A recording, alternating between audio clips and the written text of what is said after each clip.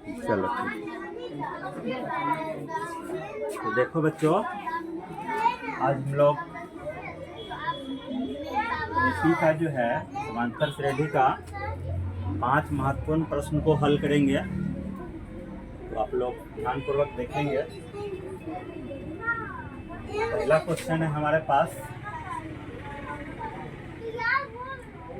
AP 2, 7, 12 का 10वां पद ज्ञात करें। हमें 10वां पद ज्ञात करना हो, 15वां पद ज्ञात करना हो, या जो भी पद ज्ञात करना हो, कैसे ज्ञात करेंगे? तो 10 की जगह जो है संख्या चेंज कर देना। एपी ज्ञात करने के लिए, 10वां पद ज्ञात करने के लिए हमें चाहिए प्रथम पद। सबसे पहले हम एपी लिख लेते हैं जो दिया गया है 2, 7, 12, डॉट डॉट डॉट असीमित है। तो हमें चाहिए ए, ये क्या हो गया 2, उसके बाद चाहिए डी। दूसरा पद में से पहला पद घटा देंगे तो हमें डी प्राप्त हो जाएगा। 10वां पद ज्ञात करना है, तो एन का मान हो जाएगा 10। हम लोग सूत्र का प्रयोग करेंगे, n equal to a plus n minus 1 into d. प्रयोग कर रहे हैं, तो हमें एन के जगह 10 का प्रयोग करेंगे, ये हो जाएगा 10वां पद। ए का वैल्यू हो जाएगा 2, एन हो जाएगा 10 घटाओ 1, डी का वैल्यू हो जाएगा 5। तो 10 से 1 घटाएंगे 9, 9 बचे 45, 45 2 47। हमारा आंसर हुआ 10वां पद 47। सर जी बंद हो गया।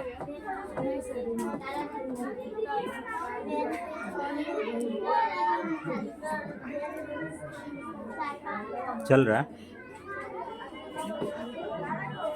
ऑफ हो गया लेकिन वीडियो चल रहा है। आगे देखते हैं क्वेश्चन नंबर 2। क्वेश्चन है, एपी इतना का कौन सा पद घटाओ 81, कौन सा पद, यानी एन का वैल्यू निकालना है। तो इस क्वेश्चन को सॉल्व करने के लिए हम लोग पहले एपी लिख लेते हैं, जो है 30, 18, 15 अनंत तक। इसमें कौन सा पद -81। मान लेते हैं कि एनवां पद जो है वो -81 है, यानी एन हो जाएगा 81, एक वैल्यू हो जाएगा 21, का वैल्यू हो जाएगा 18 घटाओ माइनस एन का वैल्यू हमें निकालना है। तो हम लोग यहाँ पर भी जो मुख्य फार्मूला है समांतर श्रेणी का, एन बराबर a plus n minus 1 into d, इसी का प्रयोग करेंगे। इतना समझ लेते हैं, एन के जगह पर डालेंगे -81, ए के जगह पर डालेंगे 21 और एन का वैल्यू हमें ज्ञात करना है। तो ये एन रहेगा जैसे के तैसे, और डी का वैल्यू जो है -3 है, बीच में बराबर है। शुरू में OR का प्रयोग करेंगे, -51, ये इधर आएगा, चिन्ह बदल जाएगा, इसका 21 हो जाएगा, n -1 -3 मल्टीप्लाई में है, दोनों माइनस में, इसलिए दोनों को जोड़ लेंगे, माइनस में आएगा 1 1 2 8 2 10। अब ये जो -3 है इसके नीचे आ जाएगा,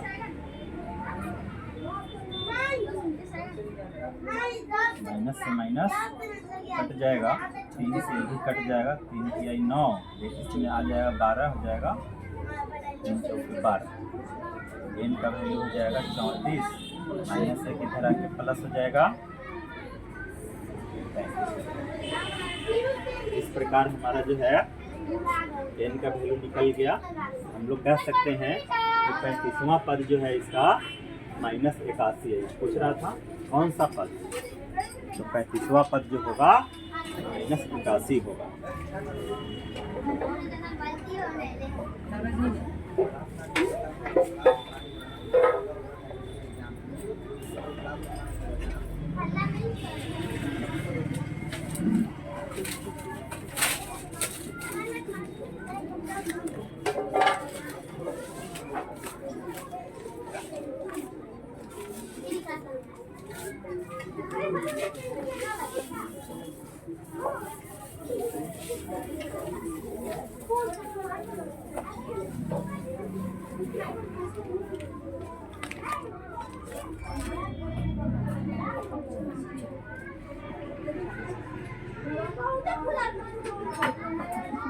क्वेश्चन नंबर 3 लेते हैं।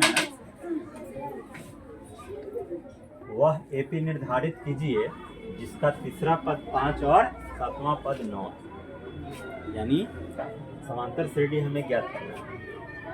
कभी समांतर श्रेणी ज्ञात करना अगर हो तो उसके लिए हमें चाहिए प्रथम पद और सार बनता है, यानी डी चाहिए। अगर ये दोनों पता हो जाए तो हम लोग समांतर श्रेणी को लिख सकते हैं। ठीक है, यहाँ पर लिखेंगे माना कि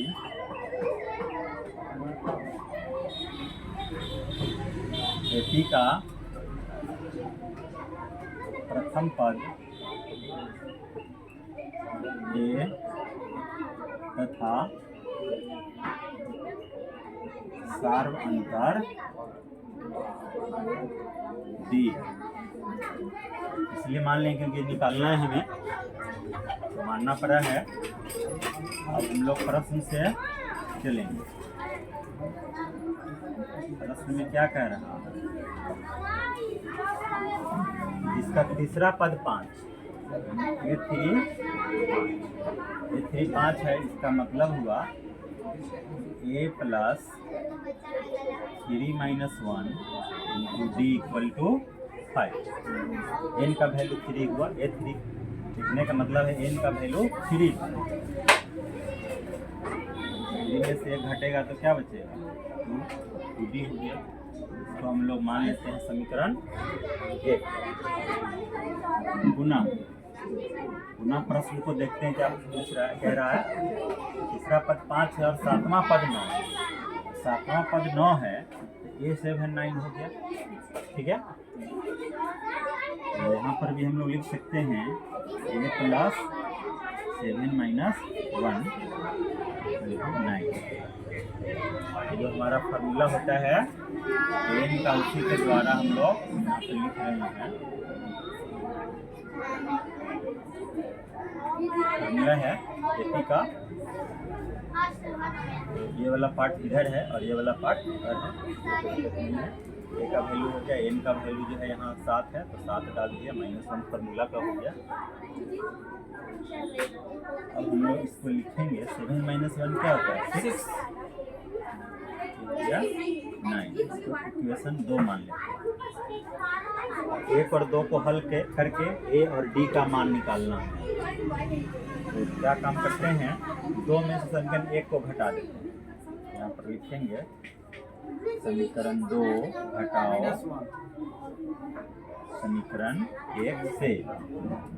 देखिए घटा रहे हैं, ए में से 1 घटेगा तो 1 खत्म, 6 में से 2 घटेगा तो 4d हो जाएगा, 9 में से 5 घटेगा 4, काट दीजिए 4 एकम 4।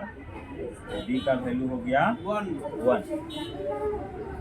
अब हमें ए निकालना है तो लिखेंगे डी का मान समीकरण 1 में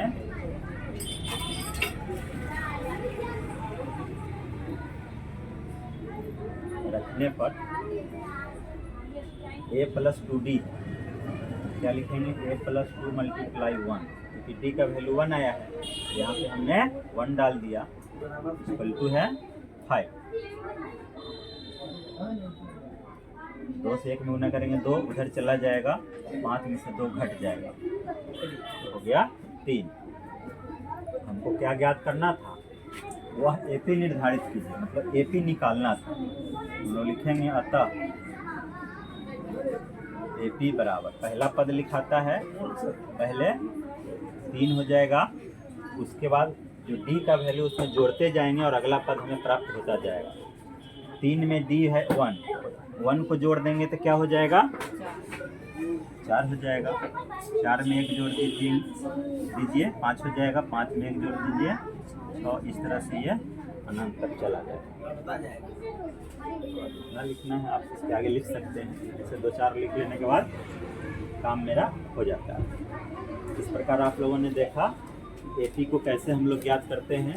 अगर कोई 2 पद दिया हुआ है तो किस तरह से ए निकालते हैं और डी निकालते हैं, फिर एपी निकालते हैं।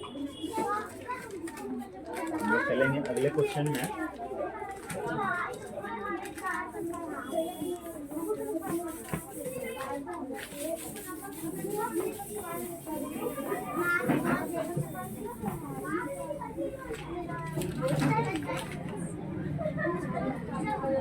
ये सोल्व हो गया, ये हो गया, ये हो गया। क्वेश्चन नंबर 4 प्रश्न है, 2 अंकों वाली कितनी संख्याएं 3 से विभाज्य है? 2 अंकों वाली कितनी संख्याएं 3 से विभाज्य? इसके अनुसार हम एपी का निर्माण करें। तो सबसे पहले हमको देखना है कि 2 अंकों वाली कोई भी संख्या जो होगा वो 2 अंकों से ही शुरू होगा, तो 10 से ऊपर ही होगा। 2 अंकों है तो 10 से नीचे तो नहीं ना होगा। 3 से विभाज्य भी होना चाहिए, ये भी देखना है।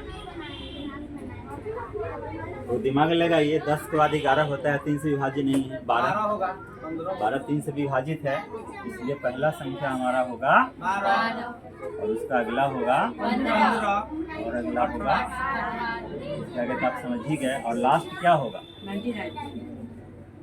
99 होगा, क्योंकि 99 से जब ऊपर बढ़ेंगे तो 3 अंकों की हो जाएगी। तो उससे नीचे वाली जो संख्या है 2 अंकों की, जो सबसे बड़ी है वो 99 है, जो 3 से विभाज्य है, मतलब 3 से भाग लग जा रहा है। ठीक है, तो लास्ट संख्या हमारा क्या होगा 99 होगा।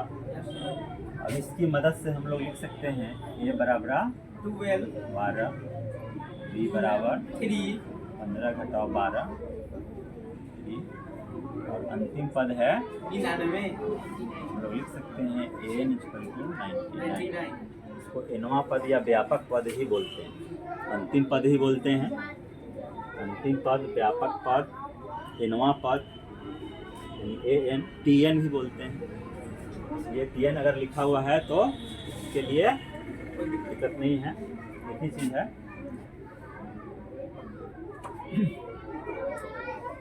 तो 2 अंकों वाली कितनी संख्याएं कह रही है, इसका मतलब है कि हमें एन निकालना है। क्या निकालना है, एन निकालना, कितनी संख्या। तो सूत्र का प्रयोग करेंगे, जो कि एपी का जो प्रमुख फार्मूला है, एन बराबर a plus n minus 1 into d. प्रत्येक क्वेश्चन में लगभग इसका प्रयोग करना पड़ रहा है, इसलिए इसको आप लोग याद कर लीजिएगा, अच्छी तरह से काम आएगा प्रश्न को हल करने में। एन का वैल्यू यहाँ पर दिया है 99, डाल दीजिए। ए का वैल्यू 12 डाल दीजिए। एन को हमें ज्ञात करना है और डी का वैल्यू यहाँ से है 3 डाल दीजिए। ओआर का प्रयोग करते जाइए। 99 माइनस 12, ये वाला इधर आ गया, चिन्ह बदलते हुए तो 9 में से 2 गया, 9 में से गया 8, और ये 3 जो है इसको उठा के नीचे ले आइए, 27 दीजिए। 29 की आई 87, 29 प्लस 1 बराबर एन, या इसको लिख लीजिए एन बराबर 29 है 30 संख्याएं, तो 30 संख्याएं 2 अंकों से 2 अंकों वाली 3 से विभाज्य कुल 30 संख्या हमें प्राप्त हुआ। इस तरह से आप लोग हल कर सकते हैं। एक प्रश्न और है जिसे हमें हल करना है। वीडियो रोक के इसको आप लोग चाहें तो लिख सकते हैं पॉज करके।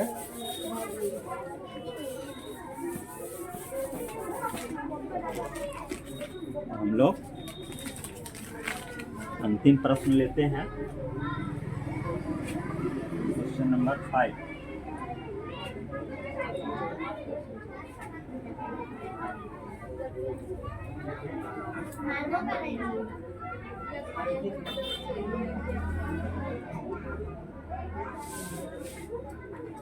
ये भी दिया हुआ है और कह रहा है अंतिम से 11वां पद ज्ञात करें। अंतिम से यानी इधर से 11वां पद। तो अंतिम से nवां पद ज्ञात करने का फॉर्मूला होता है, उसको पहले हम लोग लिख लेते हैं ताकि इसके अनुसार हम लोग लिखें क्या क्या चाहिए निकालने के लिए।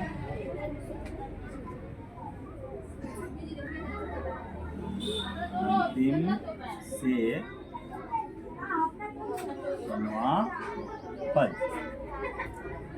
फॉर्मूला होता है L माइनस n-1 तो D। ठीक है, तो ये हमारा फार्मूला है। अब इसको जो है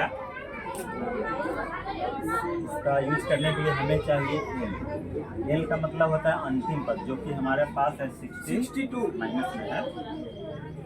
इसके बाद चाहिए